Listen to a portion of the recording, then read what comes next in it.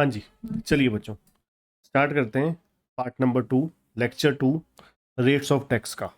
ठीक है, last lecture में हमने individual, HUF, AOP, BOI, artificial judicial person, company और लोकल अथॉरिटी, इन सभी का जो रेट ऑफ टैक्सेस क्या एप्लीकेबल हैं, क्या क्या स्लैब्स एप्लीकेबल हैं, क्या आपको सरचार्ज लगेगा, कितना सरचार्ज लगेगा, कितना सेस लगेगा। ठीक है, ये सब कुछ किया। अब हम लास्ट लेक्चर में हमने इंडिविजुअल का जो ऑप्ट आउट करते हैं डिफ़ॉल्ट टैक्स रिजिम से, मतलब वो पुरानी जो टैक्स स्कीम थी, ओल्ड टैक्स स्कीम थी, उसी के साथ ही ऑप्ट कर रहे हैं। अब हम बात करेंगे जो डिफ़ॉल्ट टैक्स रिजिम है। डिफ़ॉल्ट का मतलब ये होता है कि अगर आपने कुछ नहीं किया, डिफ़ॉल्ट का मतलब होता है ना कि जैसे आपने देखा होगा कि हम लोग मोबाइल परचेज़ करते हैं, लैपटॉप परचेज़ करते हैं, तो उसमें कुछ सेटिंग्स पहले ही हो रखी होती हैं। That is called default settings. ठीक है, डिफ़ॉल्ट सेटिंग्स। अब ऐसे ही यहाँ पर इनकम टैक्स में दो स्कीम बनाई गई इंडिविजुअल्स के लिए। ठीक है, दो स्कीम्स बनाई गई। एक स्कीम का नाम दिया जा रहा है डिफ़ॉल्ट टैक्स रिजिम, मतलब डिफ़ॉल्ट स्कीम। अगर आप कुछ ऑप्ट आउट, इससे ऑप्ट आउट नहीं करते या कुछ भी नहीं करते, तो आपको ऑटोमेटिकली ये वाली स्कीम एप्लीकेबल हो जाएगी। ठीक है, अगर आप ऑप्ट आउट नहीं करते, इससे बाहर जाने का डिसीजन नहीं लेते, तो ऑटोमेटिकली आपको ये वाली स्कीम एप्लीकेबल हो जाएगी। ठीक है, अब default tax regime under section क्या है, 115 BAC, 115 BAC है। ठीक है, अब इसमें इंडिविजुअल, एचयूएफ, एओपी, बीओआई जैसे वहाँ पर था, ठीक है, जिसने ऑप्ट आउट करी, अब सेम यहाँ पर आ गए। ठीक है, वही individual, HUF, AOP, BOI, artificial judicial person. ठीक है, वो सभी SSC other than those who exercising the option to opt out. Obvious है, कॉमन सी बात, बड़ी लॉजिक वाली बात है, सिंपल है ना, कॉमन सेंस वाली बात है कि जिन्होंने ऑप्ट आउट कर लिया उनको क्यों लगेगी। ठीक है ना, अगर मैंने इस स्कीम से ऑप्ट आउट कर लिया तो मुझे क्यों ये लगेगी, है ना।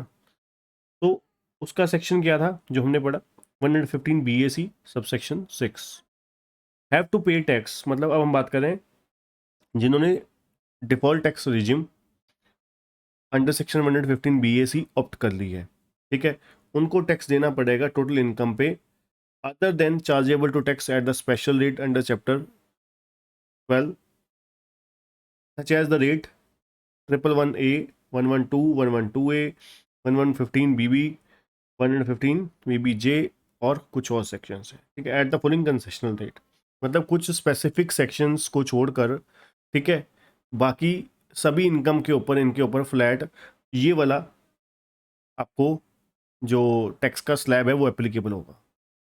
ठीक है, जो कुछ सेक्शंस हैं जो बताए हमने, जैसे कि short term capital gain, long term capital gain, ठीक है, 115BB, ठीक है, और कुछ स्पेसिफिक सेक्शन है जैसे कि लॉटरी इनकम है, फ्लैट 30%, मतलब जो स्पेशल रेट्स वाले होते हैं उनको छोड़कर बाकी जो भी इनकम होगी उसके ऊपर जो इनकम टैक्स है वो हम कैलकुलेट करेंगे as per the above mentioned table.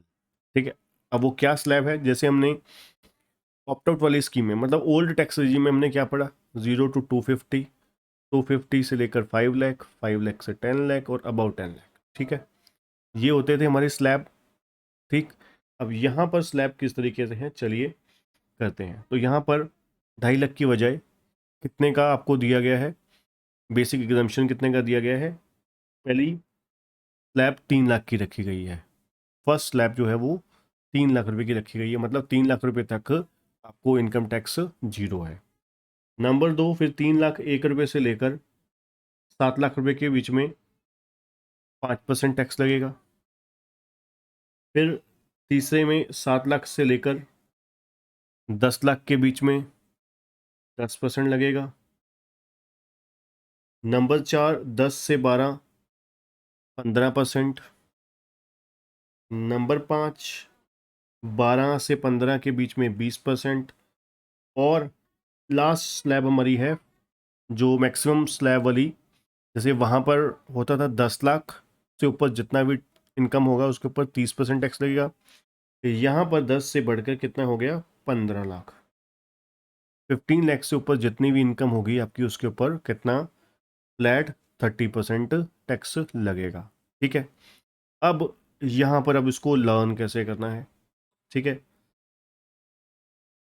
तो यहाँ पर पहले 2.5 लाख की जगह 3 लाख हो गया। ठीक है, 3 लाख से 7 लाख, ये बीच में देखा जाए तो इनकम कितनी प्लस हुई,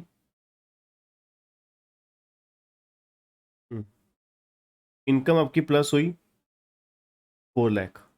ठीक है, इनकम आपकी 4%, 4 लाख हुई, और टैक्स 5% शुरू हो गया।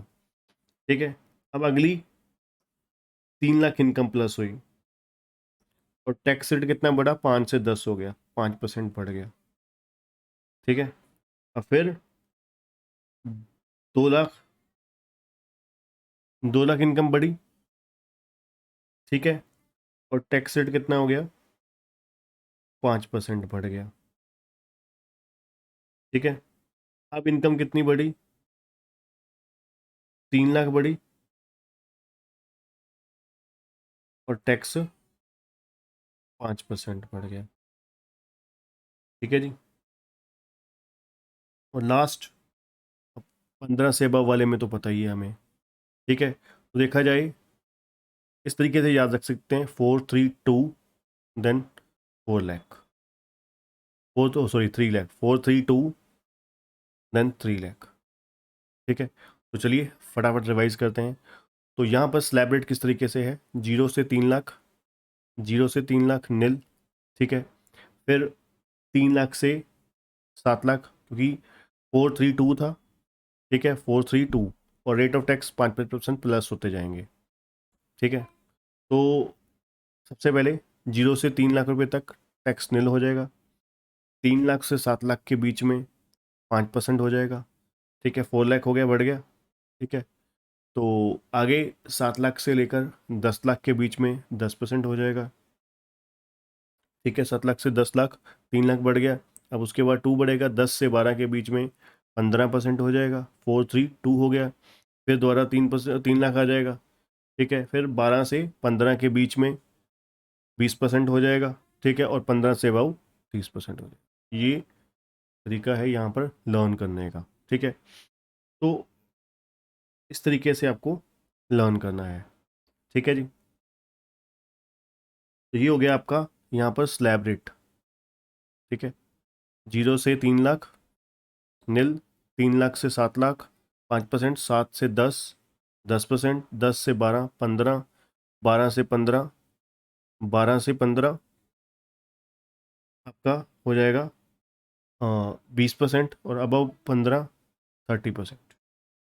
ठीक है जी, और एक छोटा सा नोट है, इंडिविजुअल और एचयूएफ जो एक्सरसाइज करते हैं 115 बीएसी, ठीक है, वो एप्लीकेबल नहीं है, not liable for the AMT, alternate minimum tax के लिए एप्लीकेबल नहीं है, मतलब एलिजिबल नहीं है, एंटाइटल्ड नहीं है।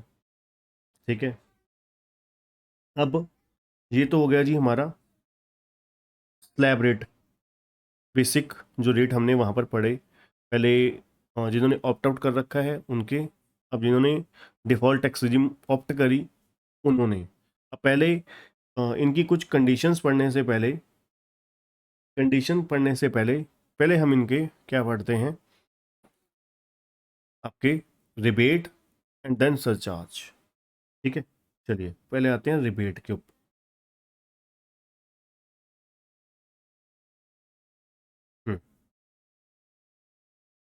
Rebate under section 87A, 87A की रिबेट, जिन्होंने रिबेट किन के लिए, जिन्होंने डिफॉल्ट टैक्स रिजिम ऑप्ट करी है। ठीक है, डिफॉल्ट टैक्स रिजिम चूज करी है। ठीक है, 150 सेक्शन 115 BAC में, तो यहाँ पर भी वही रेजिडेंट इंडिविजुअल को एप्लीकेबल होगी। ठीक है, रेजिडेंट इंडिविजुअल को एप्लीकेबल होगी।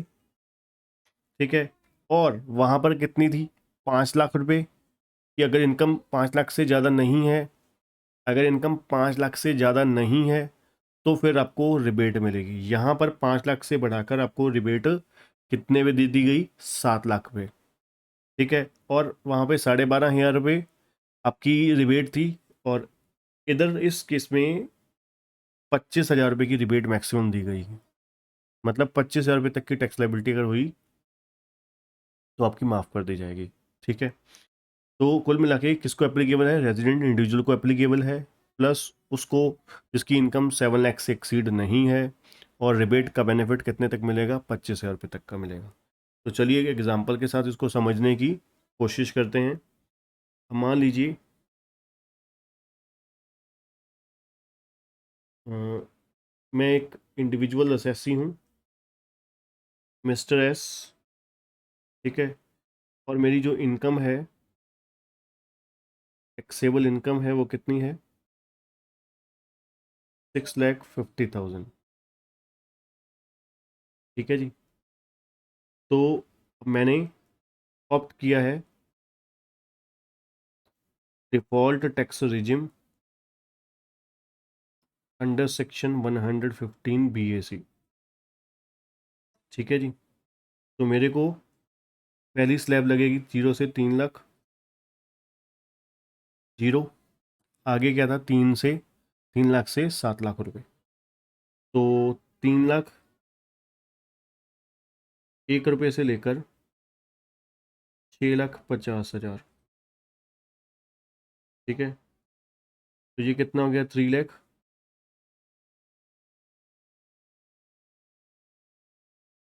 3,50,000। ठीक है, तो 5% कितना हो गया, 17,500, 17,500, 17,500। ठीक है, टैक्स लाइबिलिटी हो गई।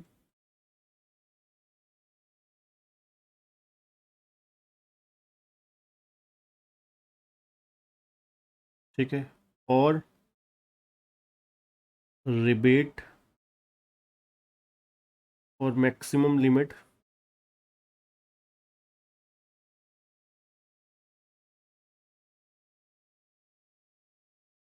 25,000। विच एवर इज लेस हमारी क्या हो जाएगी, रिबेट हो जाएगी। रिबेट अंडर सेक्शन 87 है।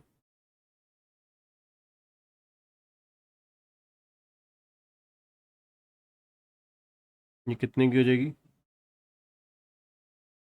17,500, 17,500।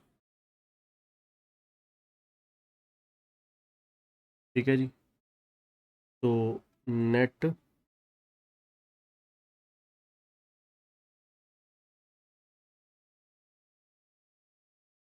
टैक्स लायबिलिटी कितनी हो जाएगी, नील। वो कैसे, टैक्स लायबिलिटी बनती थी 17,500, और रिबेट भी मिली है 17,500, तो टैक्स कितना बना, जीरो। ठीक है जी,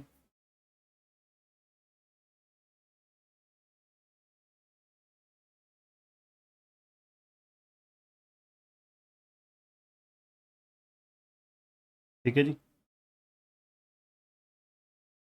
चलिए, यहाँ पर आपको एक एग्जांपल दी गई है दीपक की, जिसने 6.5 लाख इनकम है। मैंने कितनी ली थी, बाई चांस 6.5 लाख ही दी हुई थी।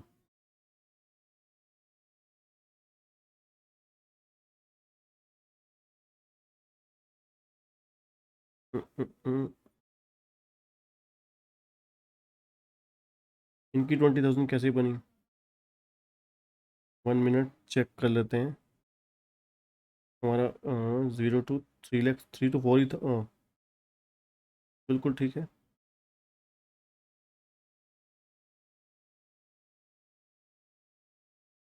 350, 3,50,000।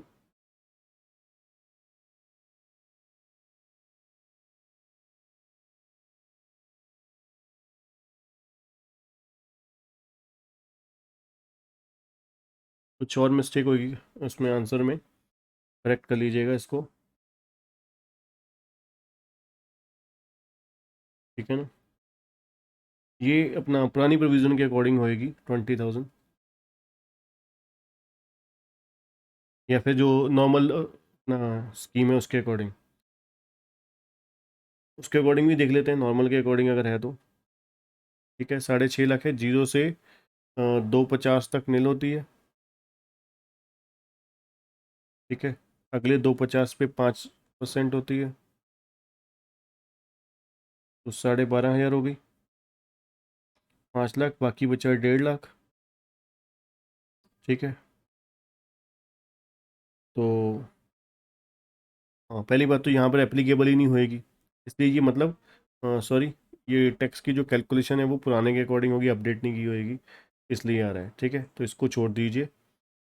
ठीक है, तो ये आपकी 17,500 आ जाएगा टैक्स ऑन टोटल इनकम, और रिबेट भी 17,500, नेट टैक्स लायबिलिटी 0 हो जाएगी। ठीक है, ये पुराने वाला इसलिए, दूसरे वाला इसलिए ठीक आ गया जिसने ऑप्ट आउट करी हुई थी, क्योंकि उसमें रेट्स में तो चेंज ही नहीं आया, स्लैब में चेंज ही नहीं आया, 0 से 250, 250 से 5, 5 से 10, 10 से अबव। ठीक है, उसमें तो कोई चेंज ही नहीं आया, इसलिए कोई टेंशन वाली बात नहीं है। ठीक है, ये तो हो गया क्या, आपका रिबेट। ठीक है, अब आते हैं सरचार्ज पे। Individual H F A O P B O I artificial judicial person जिसने क्या किया है, डिफ़ॉल्ट टैक्स रिजिम को ऑप्ट किया है। ठीक है, तो उनको क्या टैक्स लगेगा, सरचार्ज, सरचार्ज टैक्स। तो नंबर एक, अगर उनकी income including dividend and capital gain 111 A, 112, 112 A, 50 lakh से ज़्यादा है, 1 करोड़ से ज़्यादा नहीं है, मतलब सेम है, कितना, 10%। ठीक है, 10%। नंबर दो, अगर उनकी इनकम 1 करोड़ से ज़्यादा है बट 2 करोड़ से ज़्यादा नहीं है, तो कितना था, 15%, including capital gain and dividend income. ठीक है, नंबर तीन, 25%। 25% कब था, आपको याद होगा, 2 करोड़ से ज़्यादा और 5 करोड़ से ज़्यादा नहीं। ठीक है, तो यहाँ पर आपको याद होगा, जो ऑप्ट आउट वाले स्कीम में 25 के बाद एक और सरचार्ज का रेट था, वो था 37%।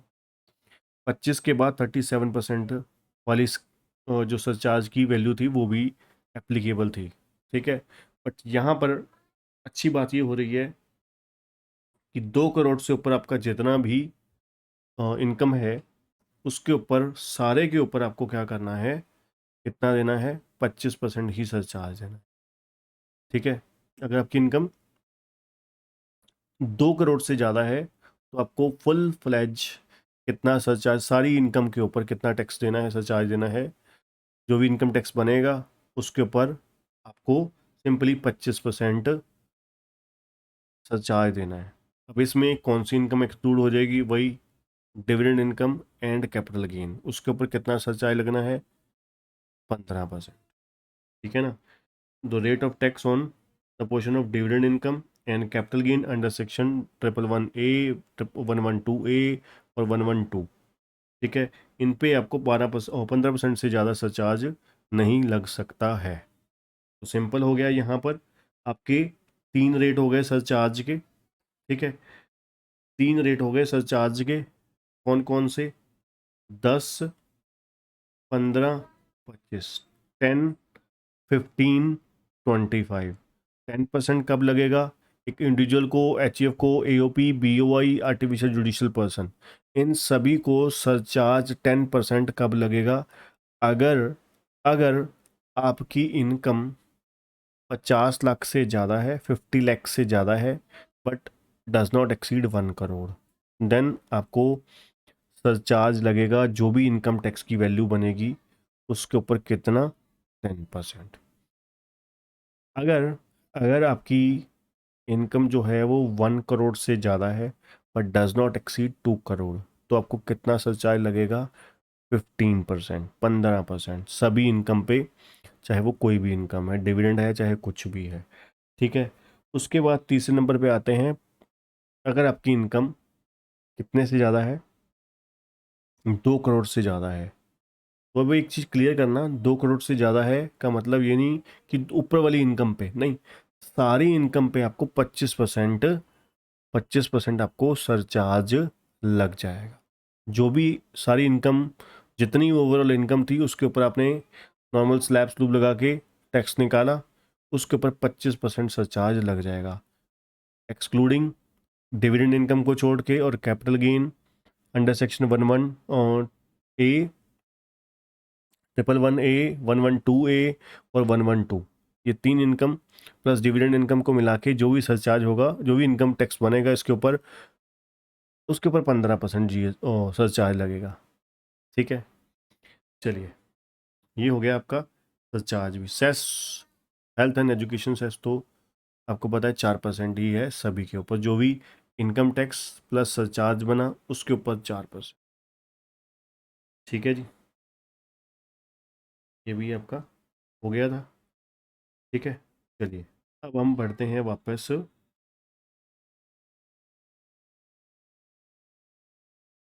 आते हैं अब सबसे इम्पोर्टेंट चीज़ जो आपको बहुत कंफ्यूज करती है, वो है कि भाई आपको अगर ये स्कीम में आना है तो कुछ चीज़ें त्यागनी पड़ेंगी। ठीक है, अगर ये स्कीम में आना है तो कुछ चीज़ें, मतलब कुछ बेनिफिट्स जो हैं, बहुत सारे बेनिफिट, वो कुछ क्या, बहुत सारे बेनिफिट जो हैं वो त्यागने पड़ेंगे। ठीक है, अब वो बेनिफिट कौन कौन से हैं वो चैप्टर वाइज हम लोग पढ़ेंगे। ठीक है, जैसे कि मैंने आपको फर्स्ट लेक्चर में भी बताया कि हमारे कुल मिला के 5 हेड्स होते हैं। ठीक है, इनकम जो है वो 5 कैटेगरी में डिवाइडेड होती है। ठीक है, salary, house property, PGBP, capital gain, other source, ये 5 तरीके के कुल मिला के हेड्स हैं। उसके बाद इसको 5 हेड्स का जब हम टोटल करते हैं तो इसको क्या बोलते हैं, GTI, gross total income. Gross total income में से माइनस जब हम करते हैं क्या, डिडक्शन अंडर चैप्टर 6 से। ठीक है, VIA 6A को लेस करते हैं तो जो इनकम बचती है उसको बोलते हैं TTI, टोटल टैक्सेबल इनकम। ठीक है, अब इससे पहले एक काम और भी होता है, वो ये होता है कि set off and carry forward of losses. अगर किसी हेड में लॉसेस हुए हैं तो वो इनकम के अगेंस्ट सेट ऑफ हो सकते हैं, क्योंकि देखो ना, इनकम जब गवर्नमेंट कहती है जब आप इनकम कमा रहे हो तो हमें इनकम टैक्स देते हो। अब लॉस के केस में हम आपको टैक्स दे तो नहीं सकते, बट इतना बेनिफिट ज़रूर दे सकते हैं कि आप उस लॉस को क्या कर सकते हो, आप इनकम के अगेंस्ट एडजस्ट करवा सकते हो। ठीक है, इनकम के अगेंस्ट एडजस्ट करवा सकते हो। ठीक है, तो अब यहाँ पर सभी हेड्स में आपको पता लग जाएगा कि जैसे कि आपको कन्फ्यूज़न एक क्रिएट होती थी। आपको क्या कन्फ्यूज़न क्रिएट होती थी, जो भी आप चैप्टर पढ़ रहे हो उसमें आपको बार बार इंस्टीट्यूट की बुक जब आपने देखी होएगी तो आपको बड़ी एक कॉम्प्लिकेशन सी क्रिएट होती होएगी कि यार ये हो क्या रहा है, ये लोग बार बार क्या कही जा रहे हैं, डिफ़ॉल्ट टैक्स रेजिम ऑप्ट किया है, ऑप्ट नहीं किया है। ठीक है, एक्चुअली में पहले तो ये चीज़ हुआ ही नहीं करती थी। अब एक छोटा सा पॉइंट ऐड ऑन करने की वजह से, ठीक है, एक्चुअली में पूरा चैप्टर ही इतना ज़्यादा कॉम्प्लिकेटेड कर दी, हर चैप्टर कॉम्प्लिकेटेड कर दिए इतने। ठीक है, खास करके हेड्स जो हैं, ठीक है, उस स्टूडेंट के लिए काम बहुत बढ़ा दिया। अब हमें, अगर उन्होंने बढ़ा दिया, हम उसको है ना कुछ इजीएस्ट वे, इजी वे ढूंढने चाहिए। ठीक है ना, अगर आप, ठीक है, अब कुछ बच्चे क्या होता है एक्चुअली में उनकी हैबिट होती है कि भाई वो, हम लोग ना खुद तो अच्छे होते हैं बट हमारे अपने आप पे भरोसा नहीं होता। ठीक है ना, उनको एक काइंड ऑफ कीड़ा होता है, वो इधर से देखेंगे ओ यार ये तो बड़ा अपना मैंने इतनी आसानी से कर लिया, मतलब उनको ना अपने आप पे डाउट रहता है हमेशा ही, ज़िंदगी भर अपने आप पे डाउट रहता है, यार मैंने इतनी आसानी से कर लिया, वो ये लोग तो बहुत सीरियसली अपना इतना ज़्यादा पढ़ रहे हैं। ठीक है, इतना ज़्यादा डिटेल में पढ़ रहे हैं, मतलब मेरे में कोई कमी होएगी उनको, या मेरे सर ने जो करवाया है, कि जो मेरे सर ने जो करवाया है उसमें कोई कमी होएगी, भयंकर कमी होएगी। ठीक है, क्योंकि इतनी जल्दी कैसे हो सकता है? ठीक है ना, क्यों? क्योंकि उनको तो आदत पड़ी हुई है कि 15 मिनट के काम को 2 घंटे में करने की। ठीक है ना। तो एक्चुअली में मार्केट में नॉर्मली आपने देखा ही होगा, वो चीज़, एक चीज़ को इतना हाई हाई बना के बनाते हैं, क्योंकि आजकल मार्केट में एक्चुअली में जो बच्चों का जो वो बन गया ना, इंटरेस्ट बन गया, वो इसी चीज़ को ही बन गया है। मेरे को बोलना नहीं चाहिए। आपने बहुत सारे देखोगे टीचर, अब मैं फुकरेबाजी टाइप, मतलब दाढ़ी बढ़ा ली, ठीक है, वो ब्लैक गोगल्स डाल के अपना यूट्यूब पे लाइव सेशन चला रहे हैं। ठीक है। अब आपने देखा होगा बहुत सारे दिल्ली के लेजेंडरी टीचर्स, वो नॉर्मल वे में जैसे पढ़ाते हैं वैसे पढ़ाई जा रहे हैं, नॉर्मल आसानी से। देखो प्रोफेशनल कोर्सेज में, ठीक है ना, बेशक कहते हैं ना, अट्रैक्ट जरूर आपको चीज़ें कर देती हैं बच्चे को, क्योंकि आपका जो मन है वो बड़ा चंचल है ना, उम्र के हिसाब से। तो इन चीज़ों को एक्चुअली में अगर आप लॉन्ग टर्म में देखोगे वो नुकसान ही देती हैं। ठीक है ना, रिजल्ट तो वही सीधे इंसानों की तरह, बंदरों की तरह कूद के नहीं आता होता रिजल्ट। ठीक है ना। अगर आप चीज़ों को सिंपलीफाई करके, एक बात सिंपल समझो ना, कल को अपने क्लाइंट को कॉम्प्लिकेटेड तरीके से समझाओगे। ठीक है, जैसे कि एग्जांपल देता हूँ आपको मैं। एक स्टूडेंट था हमारा, वो जब फिजिकल क्लासेस चलती थी हमारी लुधियाना में, ऑफलाइन क्लासेस चलती थी, ये तकरीबन 2016 की बात है, 15 की शायद, 15 या 16 की। तो वो एक्चुअली में एलएलबी करी हुई थी लड़के ने, और हमारे पास सीएस कर रहा था। तो लंच टाइम चल रहा था, ब्रेक का टाइम था उस टाइम। तो खड़े हुए थे, बातें कर रहे थे बॉयज़।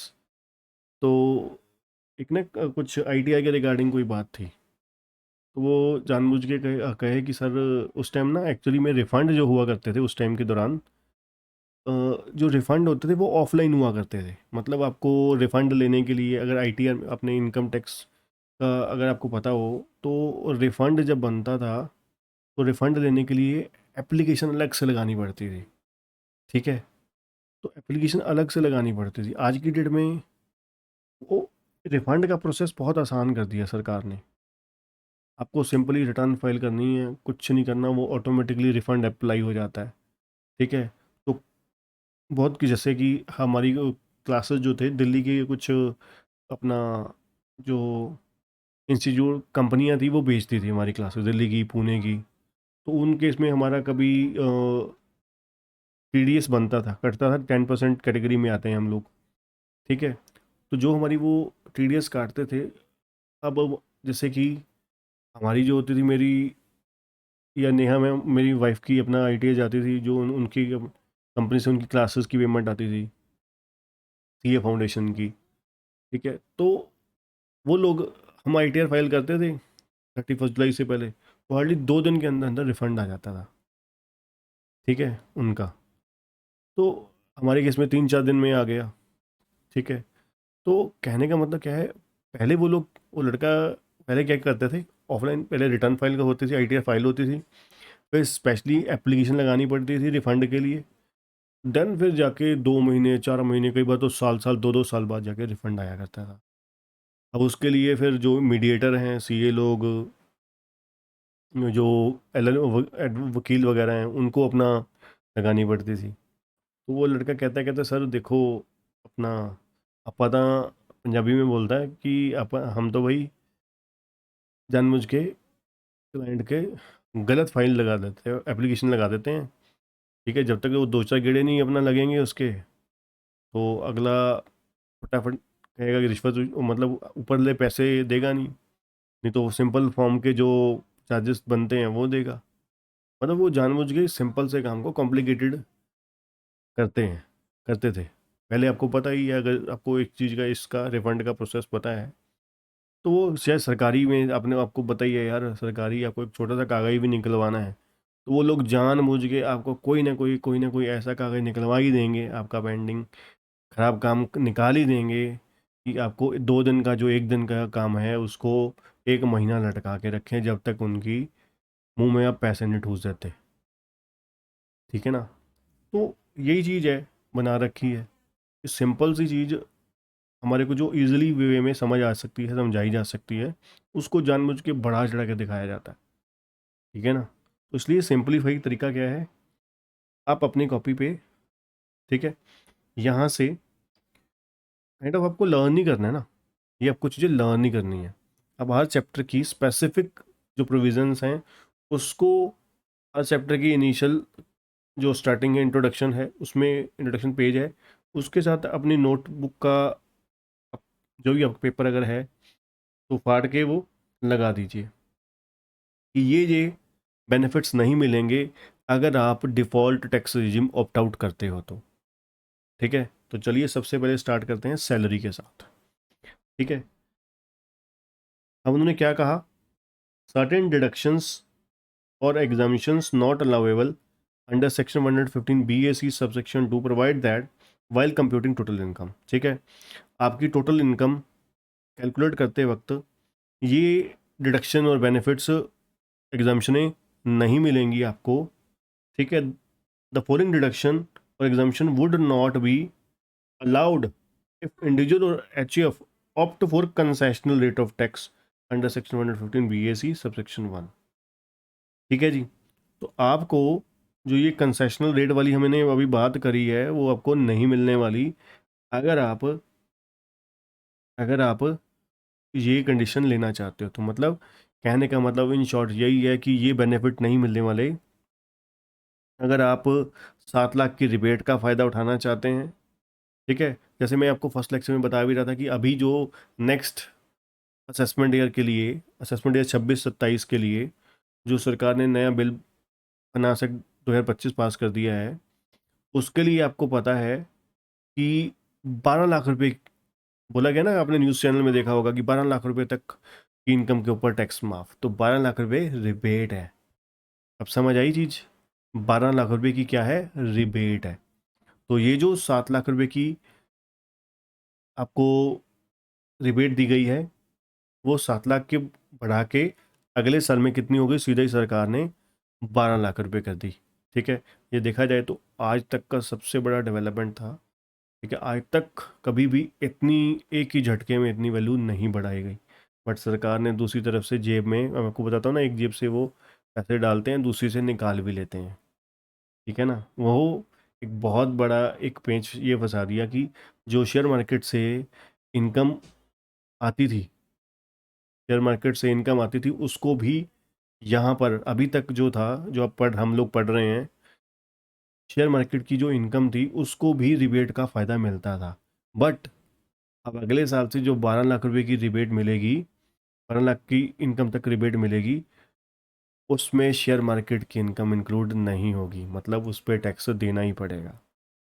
ठीक है, तो बहुत बड़ा झटका था, तभी तो आपने देखा होगा, नहीं तो इस तरीके का अगर बजट आए, 12 लाख रुपए सीधे ही 7 लाख से 12 लाख रुपए कर दी जाए, इनकम एग्जम्प्ट कर दी जाए, तो अपर सर्किट लगना चाहिए था मार्केट में।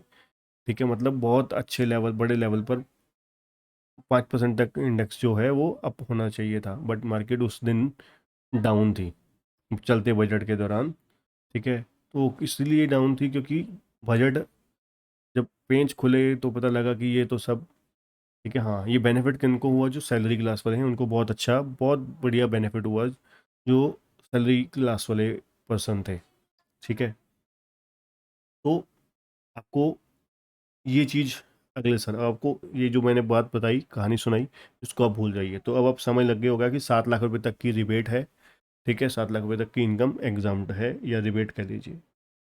तो चलिए अब आप चलते हैं, सबसे पहले मैंने आपको बताया कि सैलरी हेड में कौन कौन से, अगर आप डिफ़ॉल्ट टैक्स रिजिम को ऑप्ट करते हैं तो आपको LTCG, LTC not LTCG sorry, leave travel concession का जो बेनिफिट है वो आपको नहीं मिलने वाला। ठीक है जी, LTC का बेनिफिट आपको नहीं मिलने वाला। ठीक है, नंबर 2, HRA का, हाउस रेंट अलाउंस का बेनिफिट नहीं मिलने वाला। नंबर 3,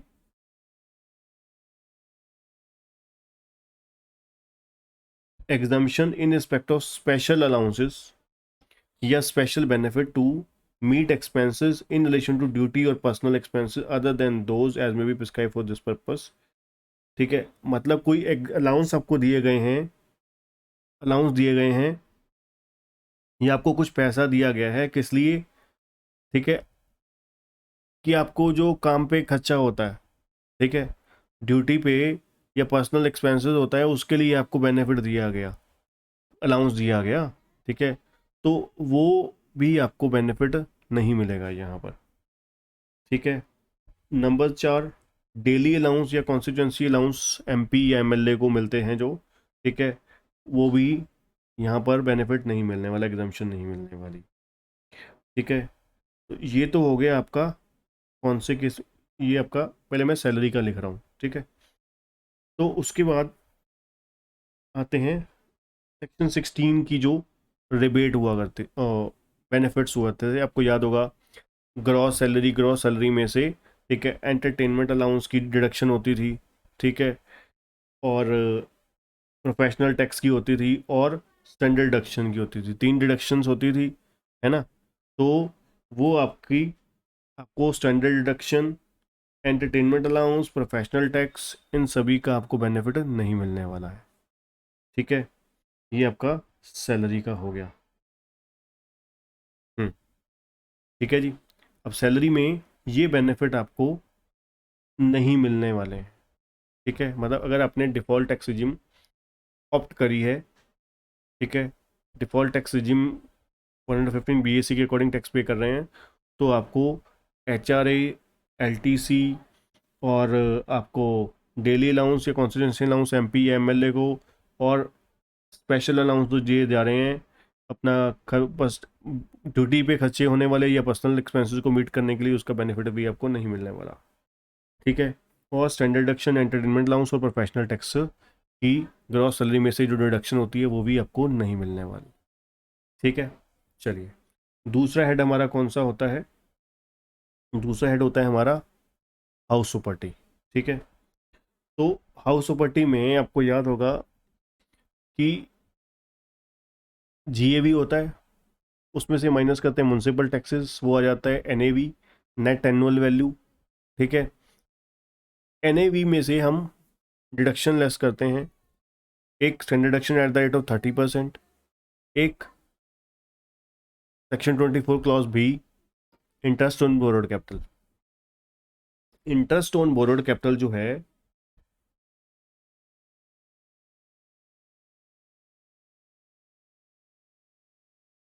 हाउस प्रॉपर्टी की इंटरेस्ट ऑन बोरोड कैपिटल जो है इन respect of self occupied property, आपको याद होगा सेल्फ ऑक्युपाइड प्रॉपर्टी के लिए डिडक्शन कितनी हुआ करती थी, 2 लाख रुपए, है ना। तो ये जो interest on self occupied property है, यहाँ पर बेनिफिट नहीं मिलने वाला है। ठीक है, तो अगर आप क्या करते हैं, अगर आप डिफ़ॉल्ट टैक्स रिजिम में टैक्स पे करते हैं, ऑप्ट करते हैं, तो आपको interest on borrowed capital in respect of, याद रखना, self occupied property, let out के केस में मतलब आपको डिडक्शन मिल जाएगी, सेल्फ ऑक्युपाइड के केस में एनएवी तो यार जीरो हो गई, उसमें से माइनस करोगे, डिडक्शन तो होगी नहीं, तो सिर्फ लेस क्या होता था, इंटरेस्ट ऑन बोरोड कैपिटल, वो बेनिफिट नहीं मिलेगा, मतलब आपको सेल्फ ऑक्युपाइड प्रॉपर्टी के लिए जो इंटरेस्ट पे कर रहे थे वो आपकी डिडक्शन नहीं मिलने वाली। That's it, clear. चलिए, अब बढ़ते हैं तीसरे हेड की तरफ, पीजीबीपी की तरफ। अब पीजीपी की अगर हम बात करें, आपको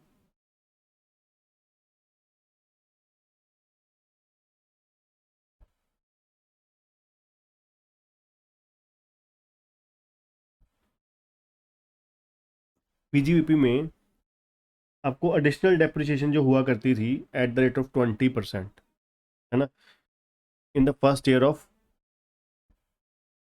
मैन्युफैक्चरिंग कंसर्न में, है ना, तो उसमें एसेट पुट टू यूज़ इस साल होती थी, तो वहाँ पर आपको एडिशनल 20% डेप्शन अलाउड हो जाती थी, तो वो नहीं अलाउड होनी।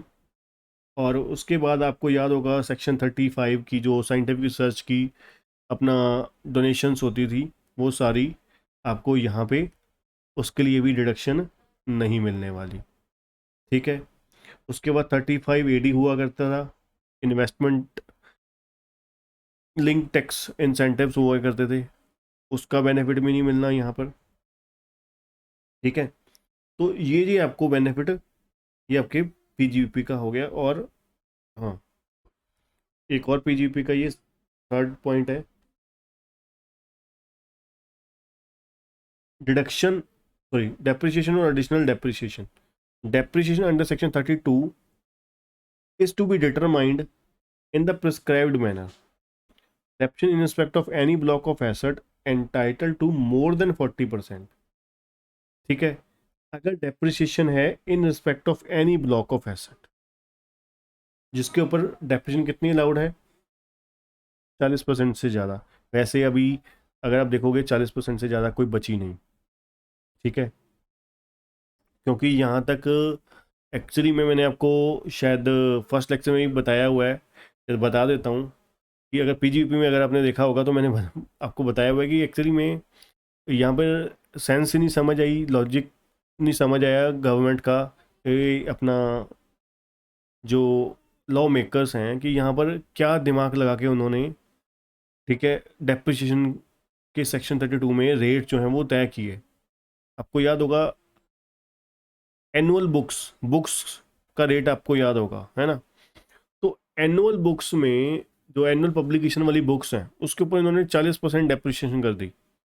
ठीक है, या फायर एक्सटिंग्विशर था जो, उसके ऊपर भी 40% कर दी। ठीक है, तो फायर एक्सटिंग्विशर या फिर अगर आप बात करें एनुअल पब्लिकेशन वाली, जैसे मान लीजिए इनकम टैक्स के जो प्रैक्टिशनर हैं वो रेडी रेकनर रखते हैं, ठीक है, टैक्समैन का। तो वो, अब मान लीजिए फाइनेंस एक्ट 2024 की आपको इनकम टैक्स की बुक है आपके पास, वो आपके अगले साल तो किसी काम की ही नहीं है, अगले साल तो आपके किसी काम की है ही नहीं। ठीक है, क्योंकि वो चेंज हो गया, लॉ चेंज हो गया, ठीक है, प्रोविजन चेंज हो गई। तो पहले वो सही हुआ करता था, उसके ऊपर 100% डेप्रिसिएशन अलाउड होती थी। ठीक है, जो एनुअल पब्लिकेशन की बुक्स होती थी उसके ऊपर 100% डेप्रिसिएशन अलाउड होती थी। अब इन्होंने क्या कर दिया जी, उसके ऊपर 40% कर दिया। ठीक है, सारे जो 100% कैटेगरी वाले थे उसको नीचे लेकर 40% में कर दिया। ठीक है, उसका रेट जो है मतलब घटा के 40% कर दिया। अब पहले वैसे भी बोल ही रहे हैं कि डेप्रिसिएशन अगर किसी ब्लॉक ऑफ एसेट की 40% से ज़्यादा है तो उसको कितने तक का अलाउड होगा, 40% तक ही होगा। ठीक है, और एडिशनल डेप्रिसिएशन जो है सेक्शन 32 सब सेक्शन 1 क्लॉज आई इसमें क्लेम नहीं की जा सकती। ये तो आपको पता ही है, हमने पहले अभी पढ़ ही लिया। ठीक है ना, तो कुल मिला के बात वही हुई जो मैं पहले आपको बता चुका हूँ कि भाई 40% वाली तो कोई लॉजिक ही नहीं है, 40% से ज़्यादा तो डेप्रिसिएशन अभी बची नहीं है, रेट चेंज हो चुके हैं। ठीक है, उसके बाद एडिशनल डेप्रिसिएशन की हम पहले ही बात कर चुके हैं, एडिशनल डेप्रिसिएशन का क्लेम नहीं मिलने वाला यहाँ पर। ठीक है, अब तीसरे के बाद आते हैं चौथा, कैपिटल गेन। कैपिटल गेन के ऊपर कोई नहीं है। ठीक है, पांचवा, अदर सोर्सेस। अदर सोर्सेज में भी नहीं है। ठीक है, तो यहाँ पर अब बात करेंगे deduction in respect of family pension. ठीक है, हाँ ये अदर सोर्सेज का है। फैमिली पेंशन के लिए आपको याद होगा 15,000 तक की आपको क्या मिलती थी, डिडक्शन क्लेम होती थी। तो वो डिडक्शन का बेनिफिट भी फैमिली पेंशन में, ठीक है, एग्जाम्पशन बेनिफिट जो है, डिडक्शन बेनिफिट जो है वो नहीं मिलने वाला। ठीक है, उसके बाद चैप्टर 6 से 80C से लेकर 80U तक, ठीक है, जितने भी सेक्शंस की डिडक्शंस मिलती हैं हमें, वो डिडक्शन बेनिफिट भी कोई भी नहीं मिलने वाला। ठीक है, डिडक्शन अंडर चैप्टर 6 से other than employer contribution to towards NPS. ठीक है, अंडर सेक्शन 80CCD सबसेक्शन 2, ये याद रखिएगा, 80CCD सबसेक्शन 2। ठीक है, उसके लिए आपको बेनिफिट मिल जाएगा, उसका डिडक्शन मतलब क्लेम मिल जाएगा। And deduction in respect of new employees under section 80 JJ। ठीक है, ये दो के अलावा आपको किसी भी सेक्शन का डिडक्शन बेनिफिट नहीं मिलने वाला अगर आप डिफ़ॉल्ट टैक्स रेजिम ऑप्ट कर लेते हैं तो। ठीक है जी, समझ आ गया। चलिए, उसके बाद आगे बात करेंगे set off and carry forward of losses. हाँ जी।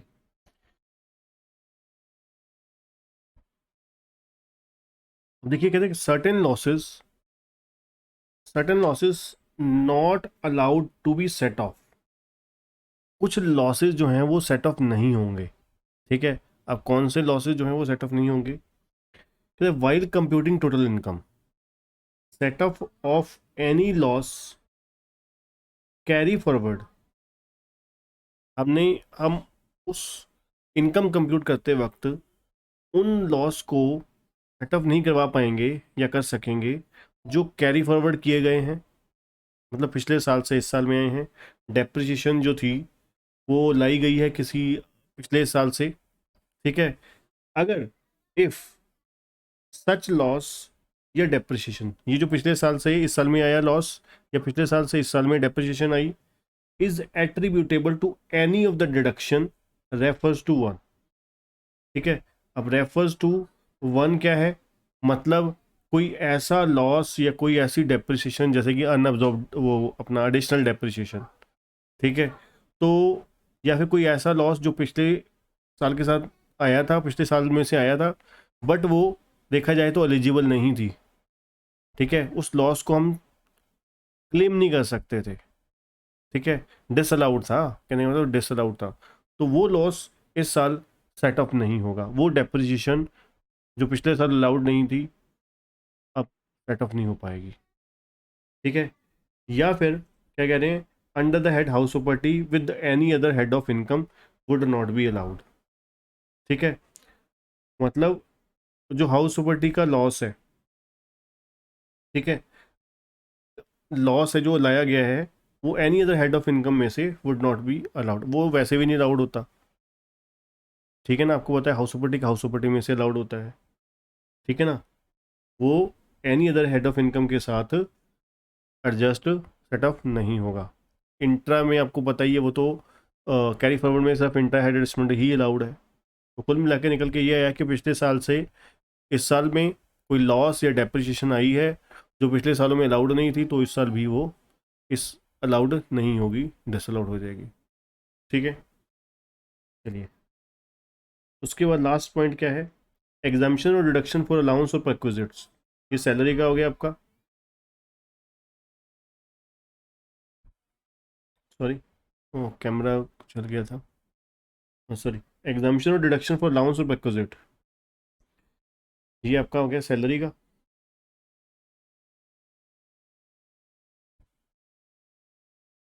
एग्जाम्पशन और डिडक्शन फॉर अलाउंस और perquisites while computing total income, any exemption or deduction for allowance or perquisite by whatever name called provided under any other law for the timing in force in India would not be allowed। क्या कह रहे हैं? Income compute करते वक्त कोई exemption है या deduction है अलाउंस के लिए या परक्विजिट्स के लिए, किसी भी नेम से है, ठीक है, provided under any other law, ठीक है, जो किसी और लॉ में प्रोवाइड की गई है, ठीक है, वो अलाउड नहीं होगी। वो अलाउड नहीं होगी, प्रोवाइड की गई किसी अन्य अदर लॉ में, किसी भी नाम से वो अलाउंस या परक्विजिट मिल रहा है। ठीक है। जो हमारे एक्ट में नहीं, किसी और एनी अदर लॉ में मेंशन है कि भाई इनको ये देना है, तो वो एग्जम्पशन या डिडक्शन नहीं मिलने वाली यहाँ पर। ठीक है। चलिए, अब बात करते हैं time limit for exercising the option to shift out the default tax regime. हमारे पास कितना टाइम है for exercising the option to shift out of the default tax regime? ठीक है। अगर आप शिफ्ट आउट करना चाहते हैं डिफ़ॉल्ट टैक्स रेजिम से, ठीक है, रेगुलर टैक्स रेजिम में, मतलब नॉर्मल टैक्स रेजिम में, ओल्ड टैक्स रेजिम में आना चाहते हैं, तो उसकी क्या टाइम लिमिट है? In case of assessee having no business income, no income from business और प्रोफेशन। ये हम कैटेगरी पढ़ रहे हैं कौन सी? जब आपके पास कोई बिजनेस इनकम नहीं है। ठीक है जी।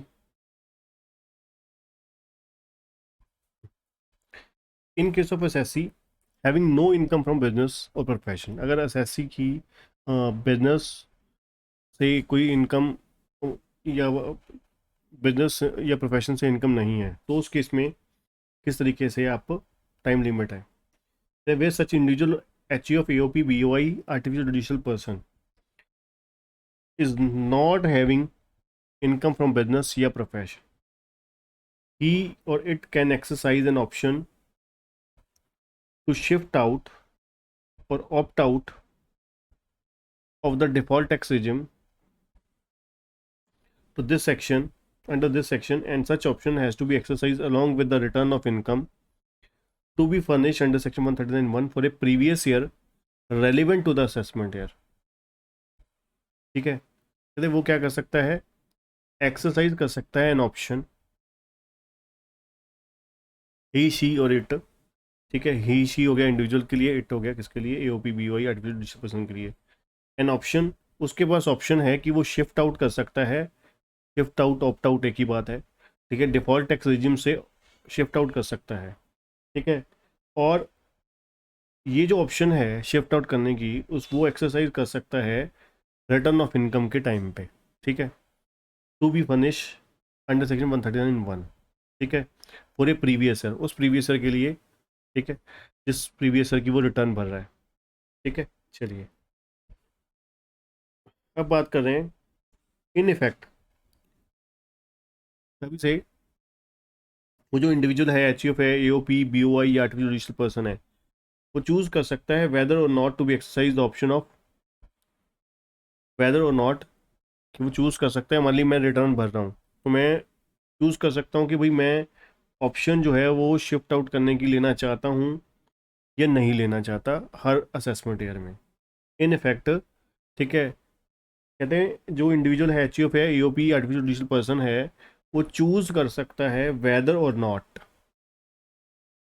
क्या वो ऑप्शन डिफॉल्ट टैक्स रिजिम की लेना चाहता है, नहीं लेना चाहता, the option of shifting out of the default tax regime in each previous year, मतलब उसके पास खुली आज़ादी है, अगर किसी पर्सन के पास बिजनेस इनकम नहीं है तो उसके पास खुली आज़ादी है, वो डिफ़ॉल्ट टैक्स रिजिम को ऑप्ट आउट हर साल रिटर्न के समय पे वो डिसाइड कर सकता है कि भाई स्कीम लेनी है या नहीं लेनी। मतलब क्या है, सिंपल तौर पे कि वो उसको जहाँ बेनिफिट लगेगा वो वहाँ पे घुस सकता है, दैट्स इट, सिंपल सी बात है उनको, ठीक है ना, तो उसकी मर्जी है कि वो जहाँ मर्जी ऑप्ट आउट कर सकता है, जहाँ मर्जी जा सकता है। He may choose to file pay tax under default tax regime under scheme 115 BAC in 1 year and exercise the option to shift out in the another year, ठीक है ना। तो इनके लिए तो सिंपल सिंपल सीधा सीधा हो गया, लॉटरी है भाई साहब, तुम्हें तो ठीक है, जिधर मर्जी जाओ, खुले दरबार में खुले भंडारे हैं तुम्हारे लिए, जिधर मर्जी चले जाओ, ठीक है। तो ये तो हो गया किन के लिए, जिनके पास कोई बिजनेस इनकम प्रोफेशनल इनकम नहीं है। अब हमारे जैसे लोगों के लिए क्या है, जिनके पास बिजनेस या प्रोफेशनल इनकम है, तो उनके लिए क्या है, चलिए फिर आ जाइए। Individual, HUF, AOP BOI artificial judicial person having income from business और प्रोफेशन, हाँ जी है जी, हमारी बिजनेस और प्रोफेशन में हैज़ एन ऑप्शन, तो हमारे पास ऑप्शन है कि हम ऑप्ट आउट कर सकते हैं डिफ़ॉल्ट टैक्स रिजिम से, और ऑप्शन जो है एक्सरसाइज कर सकते हैं on or before the due date specified in the, मतलब रिटर्न फाइल करने से पहले पहले तक हम ऑप्ट आउट कर सकते हैं फॉर द फिनिशिंग, ठीक है, उस रिटर्न में मतलब हम शिफ्ट कर सकते हैं कि भाई पुराने इससे डिफ़ॉल्ट टैक्स रिजिम से हम ओल्ड टैक्स रिजिम में जाना चाहते हैं, ठीक है। एंड वंस, अब एक बार मैंने ये ऑप्शन एक्सरसाइज कर ली तो फिर क्या होगा मेरे लिए, it would apply to subsequent assessment year, Lakshman rekha पार कर ली, ठीक है, तो डिफ़ॉल्ट टैक्स रिजिम से मैं नई में आ गया, तो फिर वो अगले असेसमेंट ईयर के लिए भी एप्लीकेबल हो जाएगी, वापस जाना संभव नहीं है।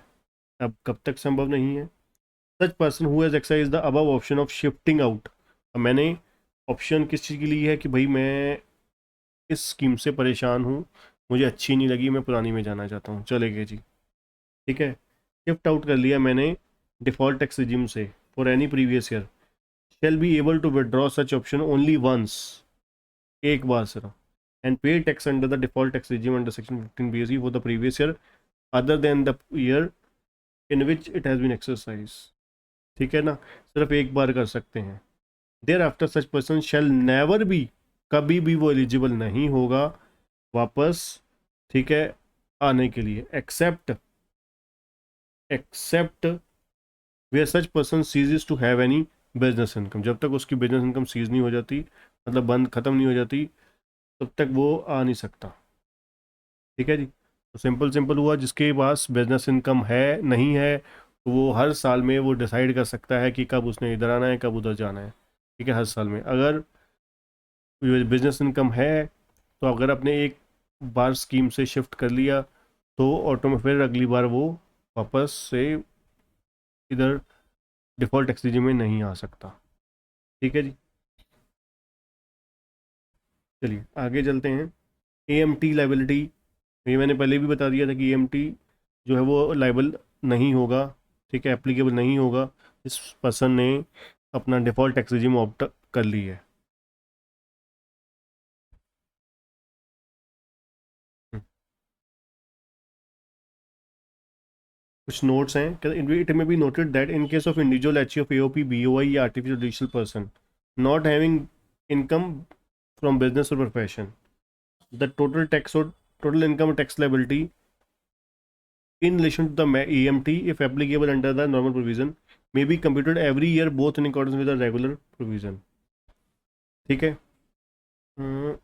in accordance with the provision of 115 BAC, in order to determine which is more beneficiary, and accordingly such person may decide whether to pay tax under default tax regime under section 115 BAC या exercise shift out, मतलब वो अपनी मर्जी से वो देख सकता है कहाँ पे उसे अपना कम टैक्स पे करना पड़ रहा है, तो वो उसी के अकॉर्डिंगली वो स्कीम चूज कर सकता है। बस इतना सा बताया हुआ है। ठीक है,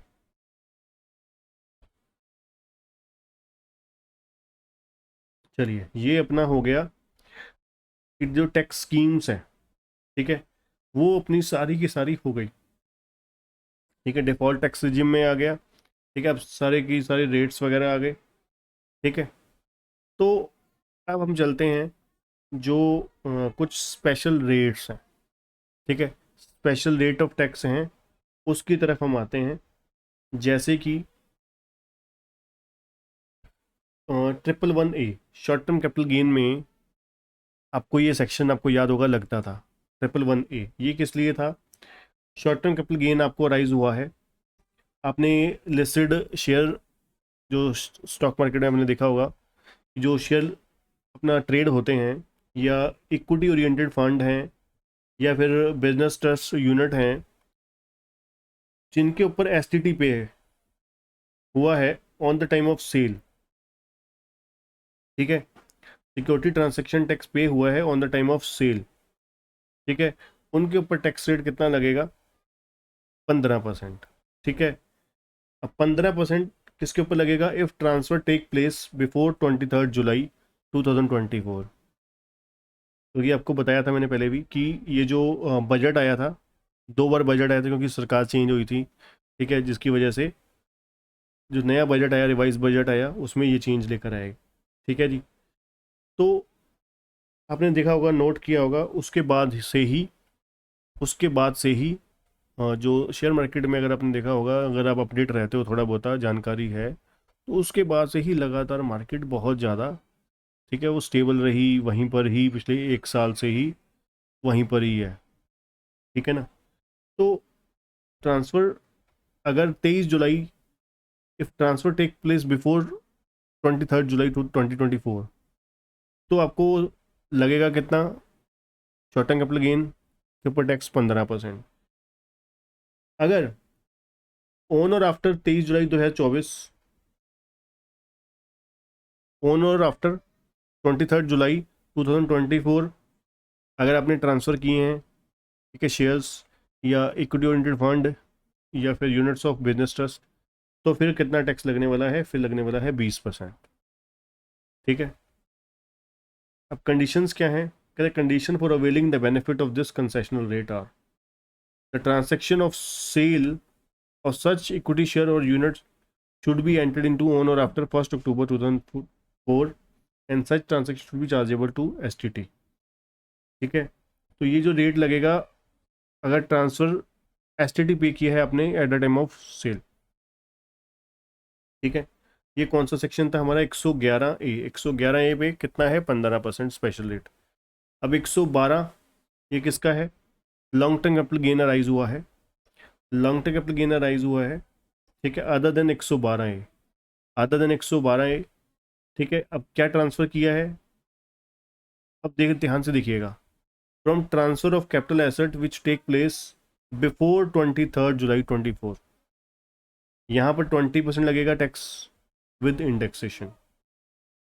ठीक है, from transfer of capital asset which take place on और आफ्टर 23 जुलाई 2024।